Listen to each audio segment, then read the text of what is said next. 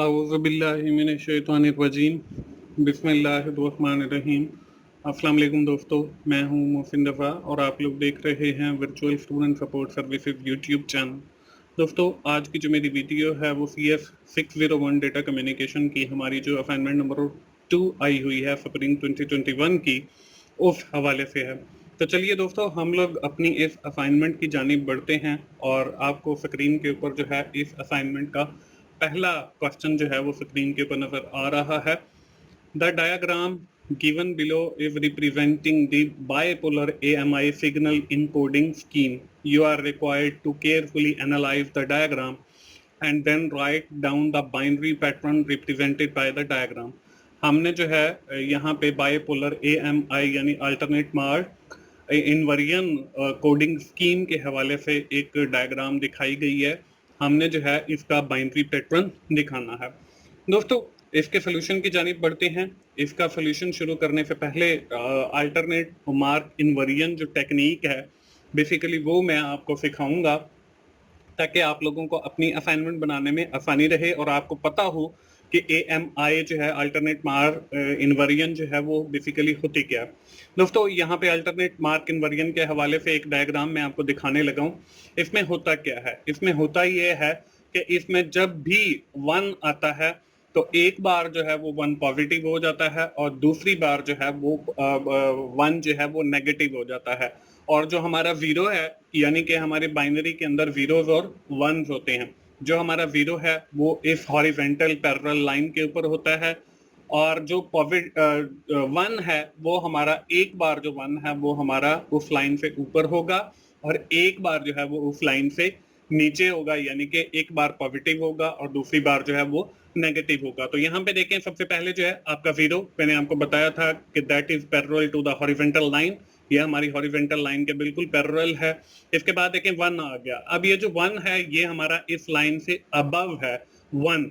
इसके बाद हमारे पास देखें 0 आ गया, ये बिल्कुल आपकी उसी हॉरिजॉन्टल लाइन के बिल्कुल पैरेलल है। इसके बाद हमारे पास फिर 0 आ गया, वो भी हमारी हॉरिजॉन्टल लाइन के पैरेलल है। इसके बाद देखें हमारे पास 1 आ गया। अब देखें 1 पहले आया है तो वो ऊपर है, अब जब 1 आया है तो ये हमारा नीचे शो हो रहा है उस हॉरिजॉन्टल लाइन के, यानी कि O एक्सिस वाली लाइन के। इसके बाद देखें हमारे पास फिर 1 आ गया तो ये देखें यहाँ पे जो है वो ऊपर लाइन के शिफ्ट हो गया। इसके बाद जो है आगे हमारे पास फिर 1 आ गया, फिर 1 आया तो ये हमारा उस लाइन से बिलो आ गया। उसके बाद हमारे पास 0 है तो ये बिल्कुल लाइन के इक्विवेलेंट पैरेलल आ गया जो हमारी O एक्सिस वाली लाइन है। अब दोस्तों हमारा जो असाइनमेंट के अंदर क्वेश्चन है पहला, वो यही है कि आपको अल्टरनेट मार्क इनवर्जन दी हुई है और हमने जो है उसकी बाइनरी रिप्रेजेंटेशन बतानी है। यहाँ पे वही जो है हम लोग ड्रा करेंगे और मैं आपको बताऊंगा कि कैसे बाइपोलर AMI के थ्रू जो है हम लोग ये अपना बाइनरी पैटर्न ड्रा करेंगे।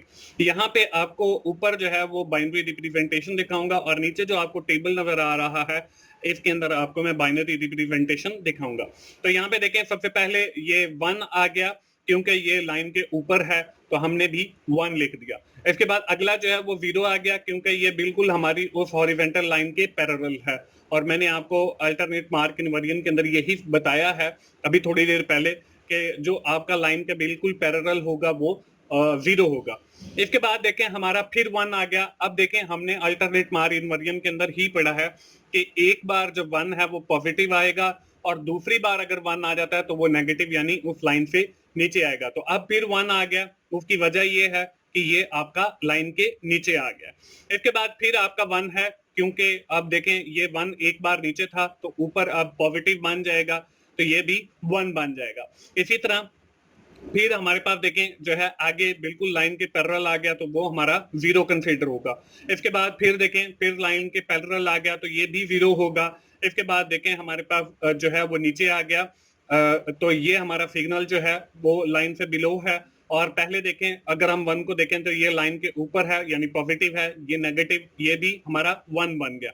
इसके बाद देखें फिर ऊपर आ गया, पॉजिटिव बन गया तो ये हमारा 1 आ गया। इसके बाद देखें फिर नीचे आ गया तो ये हमारा जो है वो सिग्नल नेगेटिव बन गया और 1 बन गया। और उसके बाद आखिरी जो है वो हमारा बिल्कुल लाइन के पैरेलल है तो ये हमारा 0 बन गया। अब दोस्तों यही आपकी जो है वो AMI है, यानी कि अल्टरनेट मार्क इनवर्जन है कि आपका जब भी 1 आएगा तो वो अल्टरनेट पाथ के ऊपर चला जाएगा, यानी कि अगर आपका पॉजिटिव है तो वो नेगेटिव चला जाएगा, अगर नेगेटिव है तो पॉजिटिव चला जाएगा। और ये जो इस वक्त सिग्नल की शेप बनी है, यही हमारी असाइनमेंट का जो पहला क्वेश्चन है उसके अंदर है। आप उसको देखकर अपनी बाइनरी रिप्रेजेंटेशन बना सकते हैं। ये तो था दोस्तों हमारा पहला क्वेश्चन। इसके बाद आ जाती है जी बारी हमारी क्वेश्चन नंबर 2 की। अब क्वेश्चन नंबर 2 के अंदर क्या है, what is the Nyquist sampling rate for each of the following signal, कि Nyquist सैंपलिंग रेट हमने फाइंड करना है। उसमें हमें पहला दिया गया low pass signal with bandwidth of 150 gigahertz. इसके बाद जो दूसरा हमें बी पार्ट दिया गया, a band pass signal with bandwidth of 250 gigahertz if the lowest frequency is 100 gigahertz, कि हमारी जो है बैंडविड्थ 250 है और हमारी जो है फ्रीक्वेंसी वो हमारी 100 गीगाहर्ट्ज है। तो अब हम इसके सोल्यूशन की जानिब बढ़ते हैं। इसके सोल्यूशन पर जाने से पहले दोस्तों मैं आपको बताता चलूं कि मेरा एक और YouTube चैनल भी है जिसका नाम 24/7 टीचर्स ऑनलाइन है। इस चैनल के ऊपर मैं अपने रिकॉर्डेड लेक्चर जो है वो पोस्ट करता हूं, तो आप भी 24/7 टीचर्स ऑनलाइन को जरूर विजिट करें, क्योंकि वहां पे इस सब्जेक्ट डेटा कम्युनिकेशन CS 601 के भी लेक्चर्स अवेलेबल हैं। उसका URL आपको इस वीडियो की डिस्क्रिप्शन में भी मिल जाएगा और वीडियो के शुरू में भी मैंने आपको दिखाया था। तो आप 24/7 टीचर्स ऑनलाइन को जरूर विजिट करें और वहां पे जो लेक्चर्स हैं उनसे फायदा उठाएं। दोस्तों क्वेश्चन नंबर 2 के अंदर हमें जो पहली स्टेटमेंट दी गई है वो लो pass signal with bandwidth 150 gigahertz. तो इसको सॉल्व करने के लिए हमने Nyquist सैंपलिंग रेट का जो फॉर्मूला है वो 2FH है, यानी कि 2 और FH यानी कि फ्रीक्वेंसी हाईएस्ट फ्रीक्वेंसी जो है वो हमारी जो है वो Nyquist सैंपलिंग रेट आ जाएगा। दोस्तों जितनी मेहनत के साथ ये मैं वीडियोस आप लोगों के लिए बनाता हूं, तो आप लोगों का भी एक फर्ज बनता है, वो ये बनता है कि आप जिन दोस्तों का ये सब्जेक्ट है उनको शेयर करें और एक बार एटलीस्ट इस वीडियो को शुरू से लेकर आखिर तक जरूर देखा करें, ताकि मुझे भी आप लोगों से कोई बेनिफिट हो और मैं इंशाल्लाह इसी तरह आप लोगों के लिए वीडियोस बनाता रहूं। दोस्तों अब आगे हमें इसके अंदर बताया गया है कि हमारा जो बैंडविड्थ है वो 150 गीगाहर्ट्ज है। तो यहाँ पे देखें 2 फॉर्मूले वाला आ गया इनटू 150 गीगाहर्ट्ज जो है ये हमारी हाईएस्ट फ्रीक्वेंसी आ गई। तो ये टोटल फ्रीक्वेंसी हमारी 300 गीगाहर्ट्ज बन गई।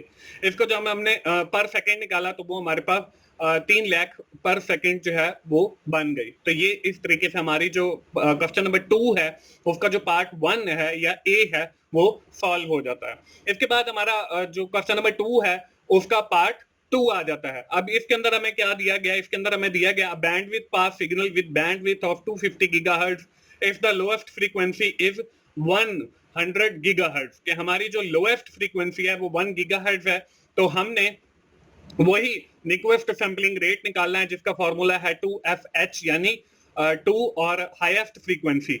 अब इसमें देखें यहाँ पे जो है हमारी लोएस्ट फ्रीक्वेंसी जो है वो 100 है और बैंडविड्थ जो है वो 250 है, तो ये टोटल जो है हमारे पास 350 बन गया। तो अब यहाँ पे देखें 2 जो है वो फॉर्मूले वाला आ गया और 350 इन दोनों को ऐड करने से आ गया। तो ये हमारी टोटल जो है वो जब हमने 350 को मल्टीप्लाई किया 2 के साथ तो हमारे पास 700 बन गया। तो 700 को जो है अगर हम पर सेकंड करेंगे तो वो हमारे पास 7 लाख पर सेकंड जवाब आ जाएगा। इस तरीके से हमारा जो क्वेश्चन नंबर 2 का पार्ट बी है वो भी सॉल्व हो जाता है। तो इस तरीके से दोस्तों आपने इस असाइनमेंट को सॉल्व करना है। मैं आपको बताता चलूं कि मेरी जितनी भी वीडियोस होती हैं वो सिर्फ आपको आइडिया देने के लिए होती हैं कि आपने इस असाइनमेंट को कैसे करना है। दोस्तों आखिर में मैं फिर यही कहूंगा www.youtube.com/teachersonline4u पे जरूर जाएं और वहां पे जो मेरे डिफरेंट सब्जेक्ट्स के लेक्चर अवेलेबल हैं आप उनसे भी फायदा उठाएं। दोस्तों मिलते हैं अगले किसी असाइनमेंट सोल्यूशन के साथ या GDB के सोल्यूशन के साथ। उस वक्त तक के लिए अल्लाह हाफिज।